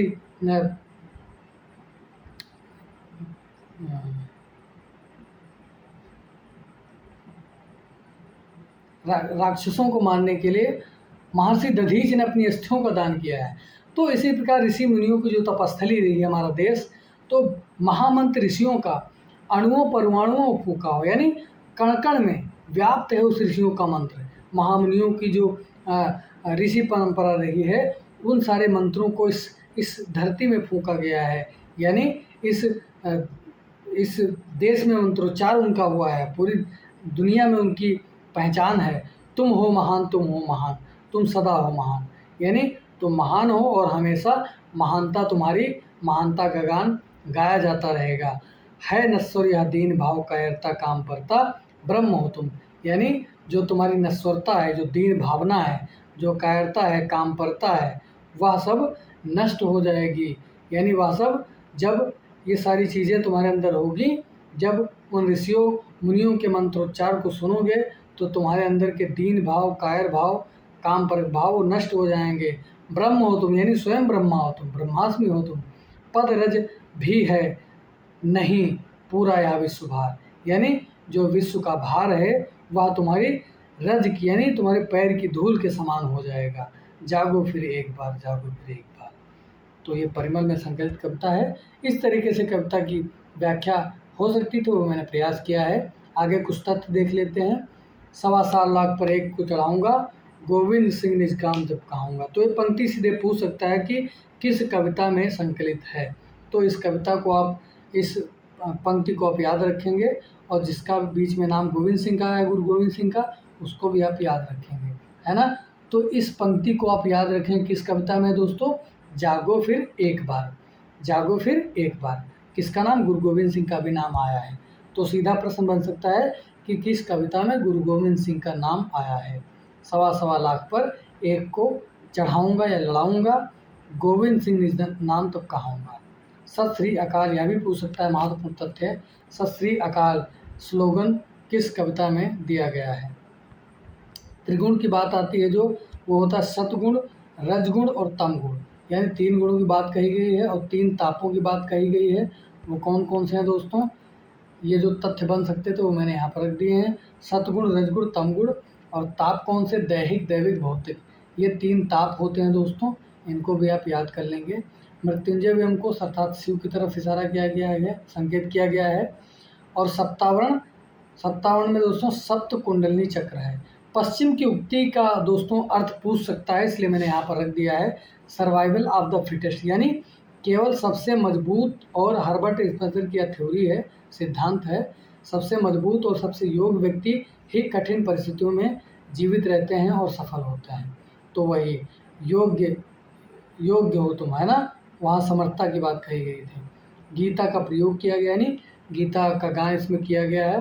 तो पूछ सकता है कि गीता की बात किस कविता में कही गई है। तो वह दोस्तों जागो फिर एक बार कविता में इसका प्रयोग किया गया है। आगे कविता हम अगले क्रम में पढ़ेंगे, है ना। तब तक के लिए धन्यवाद आपका, इतनी देर बने रहने के लिए। अगर अच्छा लगा तो आप लाइक कमेंट भी कर सकते हैं। बहुत बहुत धन्यवाद आपका।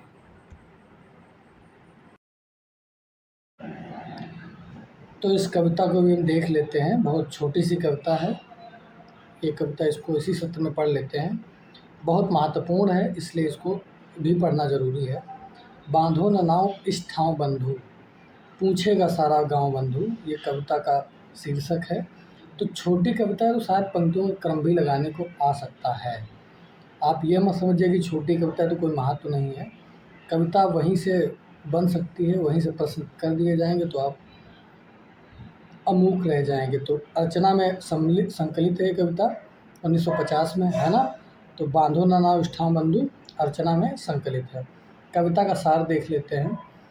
कविता एक लंबी अवधि के बाद उस घाट से गुजरते हैं, यानी कवि जो है वो एक लंबे समय से, यहाँ कहने का मतलब ये है दोस्तों, बांधो न नाव इष्ठाम बंधु। ठाव माने कोई घाट है एक तरीके से। ये जो ठाव शब्द है वो घाट का प्रतीक है ना, घाट का प्रतीक है। और लंबी अवधि हो गई तो, और बंधु क्या है, बंधु दोस्तों उसका मन है, क्या है, मन।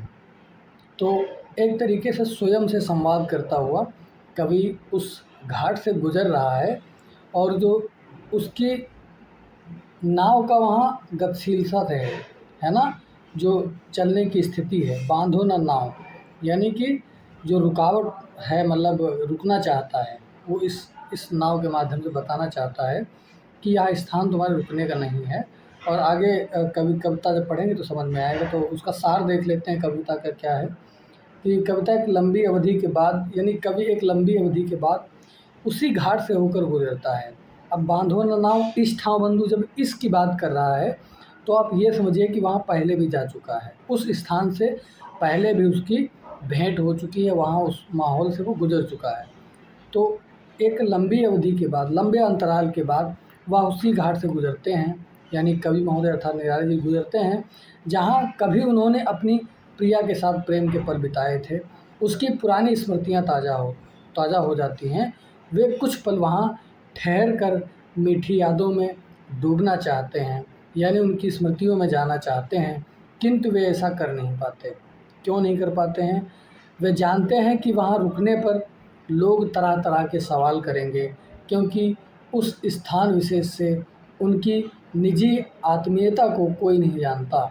उनकी स्मृति में बसे उस भोलेपन सौंदर्य को नहीं पहचानते, यानी उस स्मृति को सिर्फ वह कवि हृदय ही पहचान सकता है ना, कि जिस माहौल से वो गुजरा हुआ है वही समझ सकता है। अब लोग बेवजह तरह तरह के सवाल पूछेंगे, है ना, तो उसी डर से या उसी समाज के डर से वह वहाँ रुकना नहीं चाहता है। तो अपने मन से कहता है, क्या कहता, कविता पढ़ते हैं। बांधो न नाव इस ठाव बंधु पूछेगा सारा गांव बंधु। एक तरीके से जब हम कहीं अचानक से रुकते हैं तो लोग सवाल करने लगते हैं कि आखिर किस कारण से यहाँ पर आए हो, भले तुम्हारा कोई निजी उद्देश्य, कोई काम हो ऐसा, तो ऐसा सवाल पूछने लगता है। तो कवि उस डर से, समाज के डर से, समाज के दबाव से वो कहता है कि बांधो न नाव इस ठाव बंधु पूछेगा सारा गांव बंधु, यानी इस स्थान पर तुम अब पड़ाव मत लो, यहाँ पर मत रुको, अन्यथा लोग क्या कहेंगे, है ना, कुछ तो लोग कहेंगे, लोगों का काम है कहना, इस तरीके से। तो कहता है, या वही घाट जिस पर हंसकर वह कभी नहाती थी धंसकर, आंखें रह जाती थी फंसकर, कांपते थे दोनों पांव बंधु, बांधो न नाव इस ठाव बंधु पूछेगा सारा गांव बंधु। कहता है, या वही घाट है जिस पर हंसकर, यानी अभी स्मृतियों को ताज़ा कर रहे हैं कि यह घाट वही है, वही मतलब इससे पहले भी वहाँ जा चुके हैं। यह घाट वही है जिस पर हंस करके वह कभी नहाती थी धंस करके, और आंखें रह जाती थी फंस कर, कांपते थे दोनों बंधु, यानी उस घाट पे अपनी प्रीतमा के साथ पल बिताए थे, नहाए थे उस जल में, है ना। तो वो सारी उनको स्मृतियाँ ताज़ा हो रही हैं। वही कहते, कांपते थे दोनों पाँव बंधु, और यहाँ पर अब ठहरने से मेरे दोनों पाँव कांपते हैं। मैं नहीं चाहता हूँ कि यहाँ पर मैं खड़ा हूँ, यहाँ कुछ पल बिताऊँ, और लोग अचानक से पूछने लगे तो आखिर तुम्हारा काम क्या है यहाँ, इस तरीके से। समाज के डर से कहता है, कांपते थे दोनों पाँव बंधु, बांधो न नाव इस ठाव बंधु पूछेगा सारा गाँव बंधु। वह हंसी बहुत कहती थी, वह हंसी बहुत कुछ कहती थी, फिर भी अपने में रहती थी, सबकी सुनती थी सहती थी, देती सी सबके दाँव बंधु पूछेगा सारा गाँव बंधु, बांधो न नाव इस ठाव बंधु। वह हंसी बहुत कुछ कहती थी, वो जो पुरानी स्मृतियाँ हैं, तुम्हारी हंसी थी, तुम्हारी जो मुस्कुराहट थी, प्रियतमा को याद करते हुए कह रहे, वह हंसी थी जो, वह बहुत कुछ कहती थी, वह बहुत कुछ बयान करती थी, है ना। तो फिर भी अपने में रहती थी, लेकिन वह स्वयं में रहती थी, खुलती नहीं थी। वह मुस्कुराहट जो है वह बहुत कुछ बयान करती थी, है ना। सबकी सुनती थी सहती थी, और सबकी सुनती थी सहती थी, देती थी सबके दाँव बंधु, और वह सबको एक ऐसा मौका देती थी कुछ कहने का, कुछ बोलने का। तो बहुत छोटी सी कविता है लेकिन बहुत महत्वपूर्ण कविता है। या कविता का क्रम भी आ सकता है लगाने को। मान लो कोई पंक्ति आपको उठा करके दे दे, ये जो दो बंद की कविता है, तो यहाँ घाट वही जिस आप याद कर लेंगे तो अच्छा रहेगा। या घाट वही जिस पर हंसकर वह कभी नहाती थी धंसकर, आंखें रह जाती थी फंसकर, कांपते थे दोनों पाँव बंधु। वह हंसी बहुत कुछ कहती थी फिर भी अपने में रहती थी, सबकी सुनती थी सहती थी, देती थी सबके दाँव बंधु। पूछेगा सारो गाँव बंधु, बांधो ना नाव इष्टाव बंधु। तो पंक्ति क्रम है इस तरीके से पूछ सकता है, हंसकर धंसकर फंसकर, कहती थी रहती सहती थी। छोटी कविता आप 2 बार पढ़ेंगे, 2-3 बार तो आपको याद हो जाएगी। कविता बहुत महत्वपूर्ण है इस दृष्टि से कि मान लो कहता है छोटी कविता है कौन पढ़ेगा, लंबी लंबी कविताएं पढ़ लेते हैं। तो जिस तरीके से वो है ना कि बीन भी हूँ मैं तुम्हारी रागिनी भी हूँ, तो इन छोटी छोटी कविताओं पर भी आपको ध्यान देना है। छोटी कविता है तो पंक्तियों का क्रम लगाने को आ सकता है ना। इस चीज़ को आप ध्यान रखें।